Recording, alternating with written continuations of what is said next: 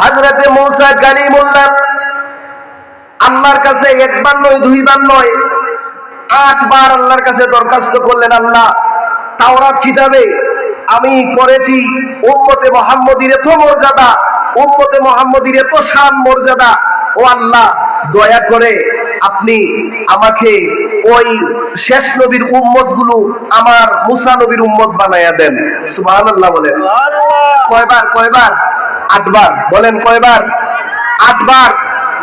8 বার বলার পরে বুখারীর লোয়াতে বুখারীর মধ্যে যারা আশআর আছেন তাদের মধ্যে শ্রেষ্ঠ একজন মুকাতিল বিন সুলাইমান, তিনি উল্লেখ করেছেন 8 বার মুসা নবী বলার পরে 9 নাম্বার বার মুসা কালিমুল্লাহ আল্লাহর কাছে দোয়া করতেছেন, হাত্তা তামান্না মুসা আইয়াকুনা মিন উম্মতি মুহাম্মাদিন সাল্লাল্লাহু আলাইহি ওয়াসাল্লাম।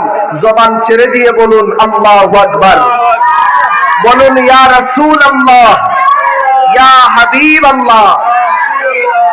মুসা নবী ডাক দিয়ে বললেন, ও আমার মালিক, একবার দুইবার নয় 8 বার আপনার কাছে আমি চাইলাম উম্মত গুলো আমাকে দিয়ে দেন, কিন্তু উম্মত তো দিলেন না।